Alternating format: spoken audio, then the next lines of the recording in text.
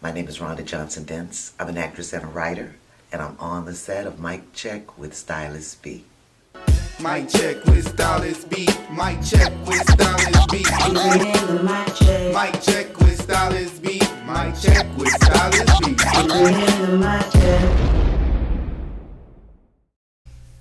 Hello and welcome to Mic Check with me, the one and only Stylist B, the only show where we continue to bring you the latest and greatest. And just like before, I have another great guest sitting with me today, chatting about all the great things that this young woman has accomplished. When I tell you movie screens, when I say monologues that move, when I say characters with depth, I'm talking about Miss Rhonda Johnson Dents. How are you? I am wonderful. Thank you so much for having me. Thank you for coming, okay? You've been working and working some more. I have. Yes. I have. I'm super proud of you. Before we get started, I always like to have my guests just kind of introduce yourself and tell the people what it is that you do. Okay.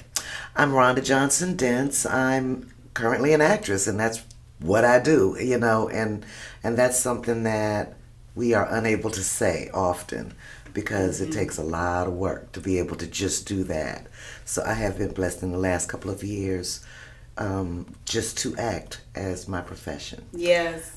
I was in corporate America before Katrina, and then upon returning, everything was chaotic. Everything was everything, and couldn't return back to my former self. Always wanted to go back to school, so I did, and I was a film and theater arts major at UNO, and one thing led to another. Started auditioning, and now I act, and then I also write. Yes, and she stays booked. And that, because we're here in New Orleans, Louisiana, in case you're watching, you're not here, right, locally, where this is being shot. And, being able to have roles of substance here is a big thing, because even though it's Hollywood South, a lot of the bigger roles are not even available to us. They're already booked when they come into town. Correct. So being able to be on short films, feature films, commercials, whatever, where there is substance in your character and in your role is a big thing. Yeah. And that's something you've been successfully doing for quite some time. Yeah, I have. I think maybe it started with Queen Sugar. And don't get me wrong, I auditioned for Queen Sugar a bunch, and I would get disheartened because I felt that, I think that I did a good job. Yeah, of course. But at the end of the day, those were one and dones, and my agent kept telling me, well, they like you because they keep asking you to audition. So just keep pounding at it, just keep going. And one day, I auditioned for Parthena.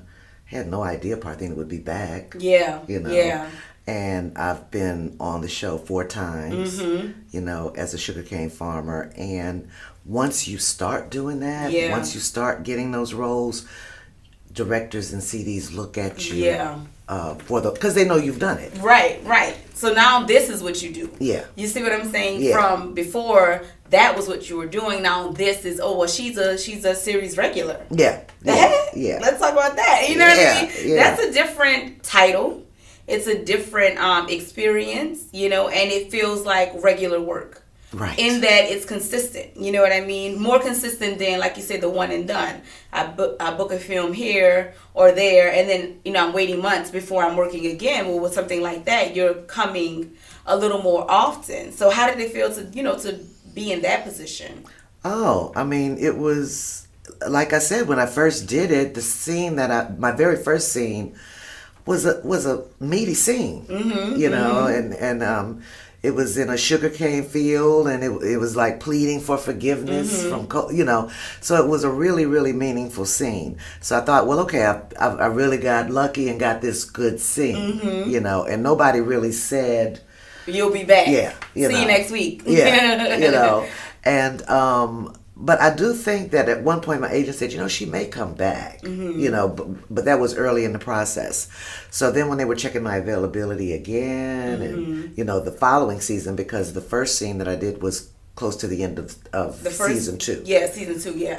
And so then I had that lag time when they weren't shooting at all. And then when they started shooting for season 3, they checked availability and pinned me for like a 2-month period. Yes. So that's when I realized that Parthena would be, and she's a sugarcane farmer. Yes. So then I was like, and that's okay. what the show is about. Right. So you're like, I should be safe. Unless they start, cropping something else, I should be safe. And I think, seeing you, well, first of all, I think the good thing about being here when you're working like that is we're all rooting for each other. Like, right. Oh, she's going to be back on. We can't, even if you don't watch the show, you'll watch it for certain characters from here. Right. And so seeing you come back, we all, I think, we're like, yay. But then, like, you're such a natural. Oh, thank you. You gotta know that. That is not the first time you heard it. You gotta know it. You're such a natural. Thank you. I appreciate it. I really, really try hard to be, but I just either feel it or I don't. Yeah. I feel like Parthena, but there are things that I do, things that I've trained. Right. To try to feel that way about all the characters, but I really, a lot of the reception and the compliments that I've received have been overwhelming because I really appreciate it. I really just want my work to be good. Yeah, we all do, right. Yeah, and so when people say it's good, and when the cast members, say, "Oh, that was a good scene." Yeah. It's really gratifying. Now tell me, you say you do your work, you do your training. What does your training look like when you're prepping for a role? What does that look like? When I'm prepping for it's a different process for an audition. Right. And so when I'm prepping for an audition, I have this, I just go through it no matter the size of the role. There's a technique called the Linden technique. And I really kind of bought into that. Yeah. Yeah. And I take the time to, what is this scene about? What are you talking about? What do you mean in every line? Yeah. As opposed to making choices.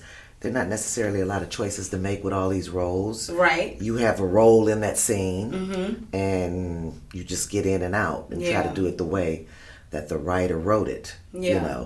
So I take the script, and I take every line I have, every line. Yeah, you're dissecting it so that you find that person in the scene. Yeah. Yeah, and also for transitions, where did this begin? What am I talking about now? What's this? What's different about it?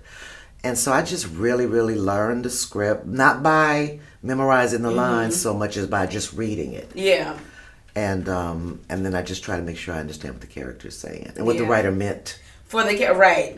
Yeah. Because I think people don't realize, but we're so quick to learn lines, right? But really, you have to learn the character because you don't know how that character would say any of it if you don't know her. Right. What has she been through? Why is she even here this day in this scene speaking to this person? Right. And I think doing that back work translates in the character. So when you have, especially here, one-liners in one scene, you could steal the show with that scene because you've done the back work. And I feel like that is how you have approached every character I've seen you play. Oh, thank you. I know Rhonda. I don't see Rhonda when I look, you know what I mean? Yeah. When I look and see your work, and I think that's impressive. Oh. So impressive that it lands you The Hate You Give. Oh, that's such a big project, even still, Yeah, The Hate You Give was one of those things that when it was happening, when I went through the audition process and there wasn't a callback. Wow. There wasn't a callback. You booked it on the first audition. I had a taped audition. It was a taped audition. Wow. It was a taped audition, and a few weeks later, my agent said the director wants to do a Skype call with you. Which is always a good look, in case you're wondering. Yeah. Anytime the director wants to do anything with you, you're like, okay. Yeah. I want to text. No problem. My phone and wrist. Exactly. And so I had the call. I was preparing to redo the scene and blah, blah, blah, blah, blah. And we had the call, and the director is George Tillman Jr.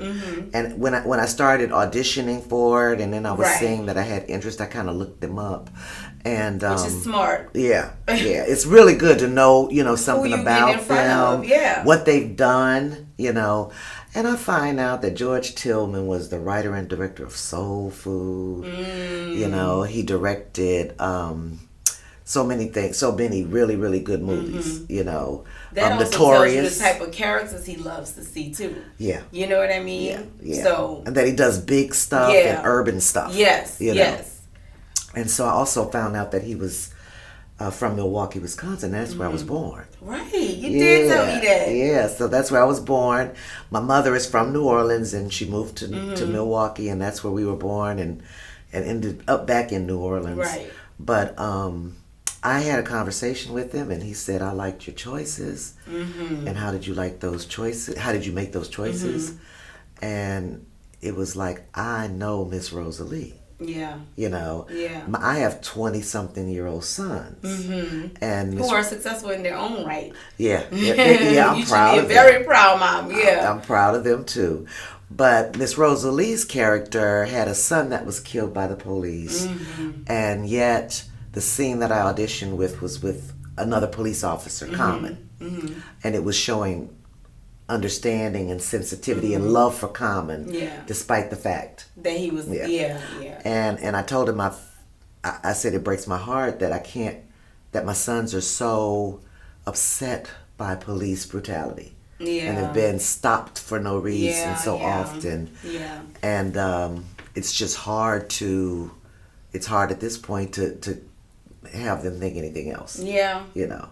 So he just wanted to know how I came to that right, you know, decision. That place. And then after that, you know, I said, well, what's next? And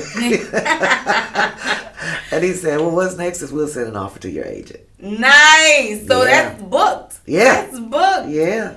Yeah. That's so exciting. Yeah. That's so super exciting. I know they had like a ton of screenings in November when it came out. It was just a huge thing. And I saw, because we're social media friends also, right? I saw your timeline just being flooded with so much love. How did that feel? Oh, it was absolutely wonderful, because I really am. I mean, first of all, just it was so continuous in the beginning. It was kind of surprising to me, you know, because I think it started with maybe my agent posting, you know, Rhonda's coming up in The Hate You Give, you know.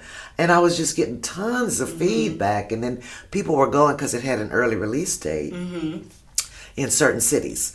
So my cousins in Atlanta and different places, they were going to this movie, and they were coming back, and they were just posting reams about the film and the job that I did, and you know, and it was, oh my goodness, it was overwhelming. It was overwhelming, and I knew that was an important film once I was on board. It came along at a time that there was a series regular thing that I had auditioned for as well. And that's what I was hoping for. Yeah, of course. The consistent. And for some, it didn't seem as though the CD, it seemed as though the CD was leaning me in the direction of The Hate You Give. And CD is the casting director. You know, so because everybody watching isn't in, even though New Orleans is so heavily saturated with entertainers, you know, everybody isn't acting, so they may not know the terminology. So the casting director was leading you more towards The Hate You Give. Right. And she's always, I mean, she enjoys my work. She's always been very, very supportive. And I said, well, this other thing is a series, right? Right. Why are we going? Yeah, why are you bothering me about this? You know, and The Hate You Give, all I knew was the title. Right. And I knew the scene. And then after the fact, I realized that scene was with Common. So then I was like, okay. And then more interesting. Right. Then I noticed who the director was. And okay. I see the vision. Right. And then it became something huge. Yeah. And then I knew it. I knew how big it was. And the, you know, the author of the book, Angela Thomas, was from Jackson, Mississippi, and it had been on the New York Times bestseller for young adults for weeks and weeks and weeks. And so I said, this is a big deal. Yeah. You know, this absolutely. is, And it's a topic that's so heavy still. Yes. You know, still.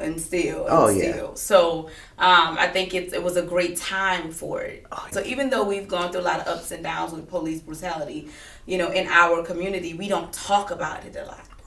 You know, so, and we didn't have video cameras years before. And of course, all police are not bad. I have to always say that. Yes. Because there are some that still protect and serve. Oh, and yes. we're thankful to them. But that's been an ongoing battle in our community, you know. But before the cameras, it wasn't discussed as much as it is, as open as it is, you know. And so now this type of film made sense, you know, and wouldn't be seeming far-fetched almost. I don't think people realize how much we went through stuff until it became something we see regularly on our timelines and on, you know what I mean, on Instagram and on social media. So it's just, it's big. It's big. And social media has put everything on the forefront. Yep. You know. Yep. I mean, it's just all out. It's out there. Yeah. You know, one way or another, and so it can't be denied. You know, maybe the seriousness of it, people may debate that, or if it's as often as as we portray, because because it is. It is. But they don't. I think because when you are not aware of it, when it's not something you are specifically going through, you don't believe the consistency, the heaviness of any of it, you know, almost like that doesn't really happen. Right. You know what I mean? Like, I don't believe that. That's not my reality. That's right. You know what I mean? Yeah. So it's hard to, and I have learned to respect that you can't understand what you haven't experienced for yourself. Exactly. Personally, I take it like things like Katrina, and you know, like when the storm happened and people just didn't believe how distraught the city was. Right. I've learned to not take it so personal, almost like you don't care that there's racism or that there is discrimination or oppression happening, but rather that it's just not your truth. Right. And so you don't see the truth in it. Right. You know, you have to make that adjustment, or you become angry and bitter trapped and in sad. that. Exactly. Yeah. So when I come across people when we're having, because I try not to get into those conversations unless I know the people I'm speaking with are open to reality of the situation, right? Mm-hmm. So when I come across people and we're talking and they say things like racism doesn't exist or that's not true, before I instantly get offended, I've learned to first find out where they're coming from and what their upbringing was, and then secondly explain to them why they wouldn't have witnessed it, why they wouldn't have seen it, and why they wouldn't have been aware of it. Exactly. You know, and then I always make a random example that has nothing to do with what we're talking about, because people don't want to admit the truth. So I'm like, have you ever heard of whatever? Like, I'll say an artist that I don't think they may listen to. Like, oh no, I've never heard of, and then I pull them up like he has 10 million or 20 million followers. Yes. So just because you don't know about him doesn't mean it doesn't exist. That's right. And they'll be like, well, that's a valid point. yeah. You know? And the real, like for me, the real life example, I mean, that's not my situation. I know it exists. Yeah. But I can honestly say before Katrina's mm-hmm. like a measuring stick. Mm-hmm. Before Katrina, my sons one was entering high school. Right. And the other was still in middle school. And the police brutality and the racism or whatever. Right. Wasn't as big of an issue for me mm-hmm. because my children were not younger. Driving. Right. Yeah. They weren't that target. Right. You know. They're safe. Yeah. And that's another thing. It's human nature too. It's not your fight until it's brought to your front door. Right. You know what I mean? Exactly. So, because I'm the same way. I have babies. You know, they're young. I have a 7-year-old and a 1-year-old, and before, let me correct that. Before, I was never concerned about young black boys, but now, because that has even changed, I am a little more concerned. But I think and I hate to say fear because I don't like to let fear live or reside in me or in my life. But my biggest fear is when my husband leaves out the door for things like work or a football game. Before it was in the forefront, because it's not like I didn't know, right? Like we just said. But before it was in the forefront through all the social medias, I had a little bit of like, be careful, see you when you get home, whisper a prayer when he leaves. And now I'm so much more aware of it. Oh, yeah. You know what I mean? I'm so much more aware.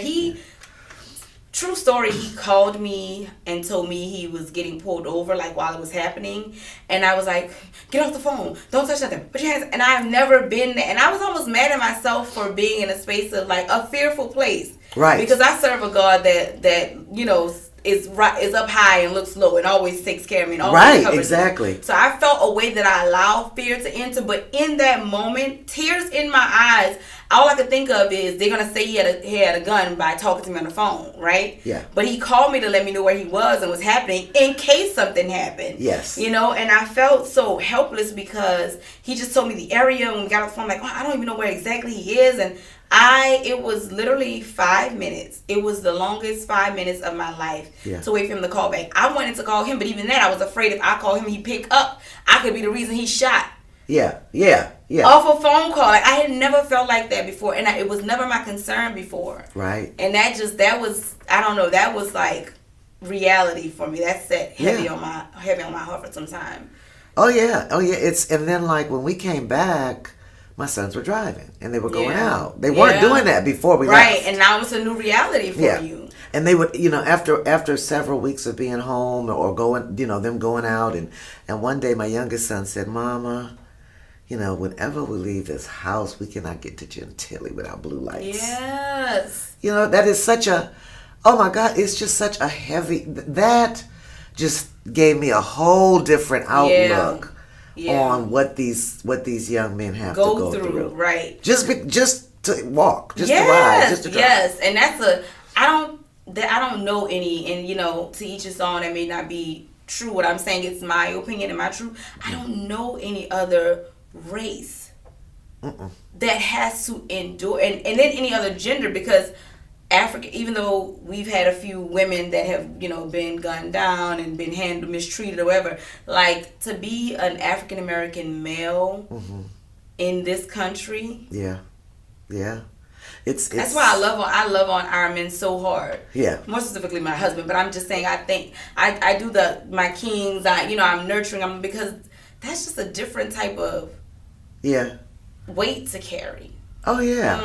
Yeah, and then there's the balance between, who am I? Am I black enough? When you are successful, am I black enough? Am I, am I still with my, am I still down with my people? I mean, it's just a really, really difficult place, and I have all boys, and my mother had 2 boys and a girl, and she had all brothers, so I'm a boy woman, Right. And so I'm very, very aware of what they go through, and so that's why this film just and then the way they thought, the way it was important to them to try as much as possible to make the audience member actually experience what it would be like. That was important to them. They talked about it all the time. And that's why it's award winning. Yeah. So, and that's why it's award winning. Yeah. You have the tough conversations, you put it on film, you get strong actors and actresses to definitely convey these characters, and you can't help but win. Yeah. And it brings a certain conversation, to the forefront for the country too. So it serviced us in so many ways. It has. And we got to see you. So yeah. So, and God blessed me, with this role. I'm like, because like I said, because you didn't know. Yeah, I was looking for something else. I want this. I want but that's how God works too. That's a whole nother, conversation. Here's what you want to do, and then all of this over here is what God has, and we want this little thing right here so bad because we can't see all that He has for us. That's right. So, and you say it all the time, but I mean, I really, like right before maybe right before Queen Sugar, but I really witnessed with my own eyes God taking care of it. Yeah. And not getting something and not worrying about it. Yeah. Because it's something else He got for you. Yeah. And having faith and being grateful for that. Almost to the point where, I'm just way too relaxed. I don't even worry. Yeah. Which is, to me, the mindset you have to have in this business. Yeah. Or you'll be stressed. Yeah. I know it's, what I need is I'm going to get what I need. Yeah. I'm going to get what I should have. Yeah. I do the work. And then I have God's favor, and He takes care of me. And that's it. Yeah. And I want to ask you, and obviously that's part of it, but I want to ask you, how do you handle the ups and downs of this industry, the inconsistency or the worrying of, booking or not booking? How do you handle it? I just, my biggest issue from the beginning was because I'm from corporate America. Right. I'm used to that check, that consistent, insurance, yes, benefits. Yeah. I did a short stint there. Yeah. A short stint. Yeah. In corporate America. Yeah. It was good to me. Yeah, it's good. It's good. But, you know, that's all I'd done. I'd been in telecom, and when I came back, those jobs were gone. Like they moved on to Houston or wherever. Yeah. And really the only thing that people were hiring for was like maybe working for a nonprofit or, you know, and that's, you know, it is what it is. Yeah. I chose to come back and fight to stay here. And that's part of the fight, right? Right. But it was like, well, you know what? I'm struggling. You know, I'm struggling, and I always wanted to write and direct. I always wanted to write and direct since I'm 16. Yeah. You know, and life took over, and I didn't get those up. You know, I put that on the back burner. Right. So now I'm in this position, and they're talking, you know, Hollywood South, and UNO is a mile from me. And I said, well, I'm struggling, so you know what? May as well go back to school and struggle. Yeah. You know? Yeah. And I went back and I got my degree in 2016. And it all happened. I mean, there were always things that, you know, like the fact that I couldn't find anything in corporate America. You know, the fact that I was enrolling one of my sons at UNO, and I ran across somebody that I'd worked with in corporate America. Right. You know, you can do this, you can go back to school. Right. You know. Right. And I looked at all those things in that journey, and I said it was just God saying, okay, all right, no corporate America. This is where you wanted to be. You know, this is your opportunity. Right. You know, there's not a $60,000 job that you have to decide not to take to do this. Yeah. And so that was like, and it just started working like that. Yeah. You know, it started working like that. I met Ed Bishop, and see, because I was not even. Rest his soul. Yeah, he was a great guy. Great guy. And I wasn't even in school for acting at all. Right. I wanted to write and direct. And I met Ed Bishop, and Ed Bishop said, you know what? I'm doing Porgy at Dillard. I want you to be Mariah. You know? Yeah. I said, I don't act. You thought you didn't act. Yeah. You know, and it kind of, and he was like, look, I guide you through it, you know. And it kind of started there, and it worked out pretty well. And so that's what motivated me to move. You know, I mean, in school already, take a couple of acting you classes. Already in place. And then Hollywood South was kind of popping then. So I said, well, you may as well go get an agent. Yeah. You know, and then it just took off from there. Yeah. You know, but it was Ed Bishop that really started me to acting at all. Wow. It was not on my radar. Yeah. I didn't think it was, you know. Yeah, that's amazing. So we do this fun thing here where I like to play like some kind of activity with the guests or some kind of game. But for you, I don't think I want to do a game. I think I just want to ask you, like, because at this point you've done more than a handful of like solid projects with substance, right? So what's your most memorable monologue from one of the characters that you've been booked to play, right? And then can we get a little bit of it? Okay. I'll wait. Okay. I think that the audition for The Hate You Give, the character was Miss Rosalie. She was the victim's grandmother. And the day that he passed, the family, Star's family, comes to console her. Right. And she's kind of sharing with Star's father that she thinks that she knew Khalil was in trouble and that she should have really caught it earlier, you know. And that particular scene, the scene was there in some of the dialogue, but a lot of it ended up on the editing room floor. Right. You know, but it was the scene that got me the work. Got it. You know, and it was touching because I could feel that dialogue from mothers and grandmothers everywhere, you know, and so that's what it was. And so, are you going to give us some of it? Okay, I will. Which means it's an exclusive because it didn't make it. Not all of it in the movie. No, only I just keep bringing y'all exclusives. Okay, go ahead. only the very first part. Okay. Made it. Okay, but I'm talking to Star initially, and I'll just I asked her if she was with him, and she says yes. And if you've seen the movie, it's not something she tells everybody right away. And she says yes, and I tell her, and her family's there, with us, and we have guests all over, and I tell her,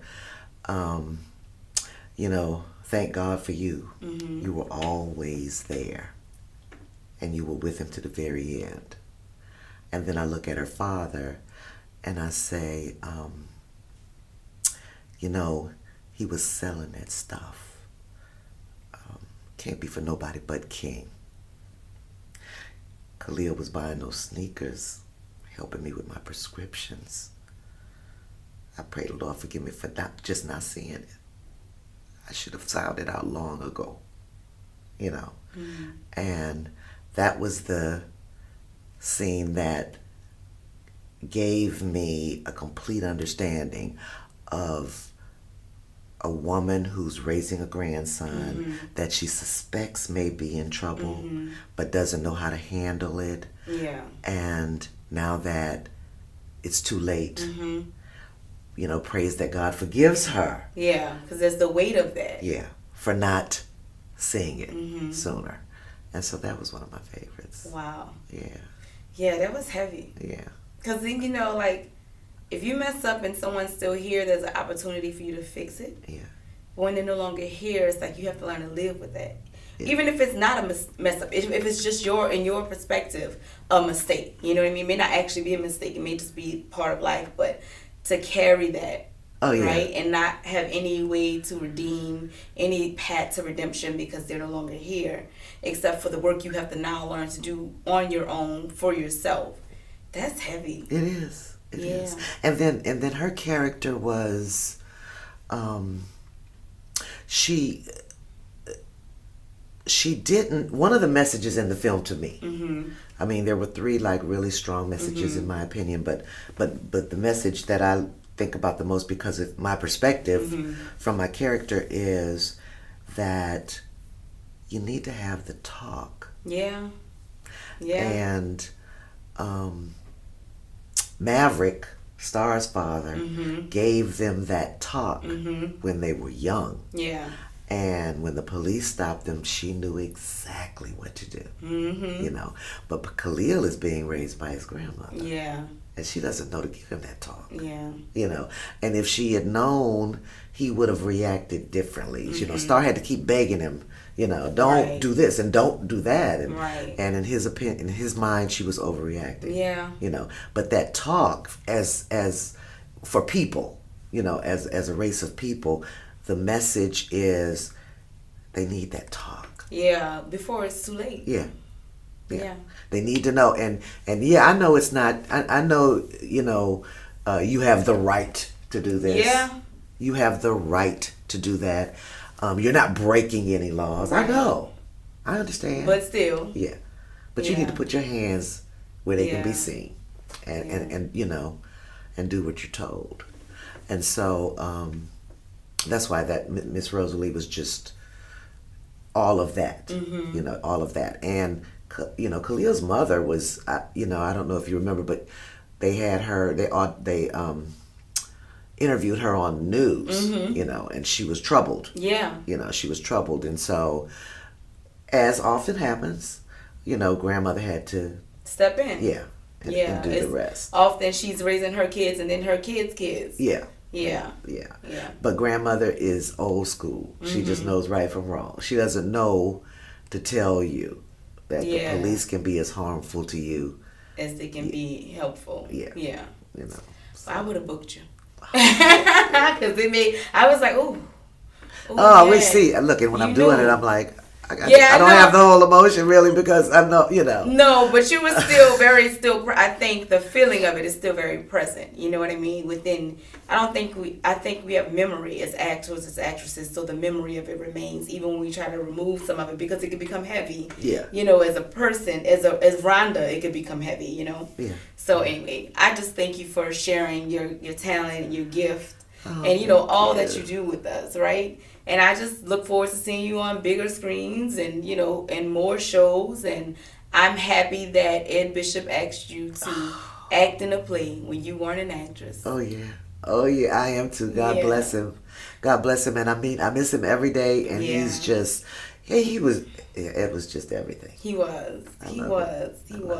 So please tell our people, you know, where they can follow, where they can, you know, if you're doing any social media, if you have a website, so that they can continue to see, you know, the great work that you're putting out. Well, right now I'm just, you know, I have my IMDb page and I have my Facebook page. Yeah. And I'll be getting my Instagram and Twitter going. You know, I'm trying to get caught up with everything. That's right. Because even when I was doing the film, the star, the young lady Mandla was like, "What's your Instagram page?" You know. So I've been good about it, people. You know, as a mother of millennials, I've been good about the social media thing.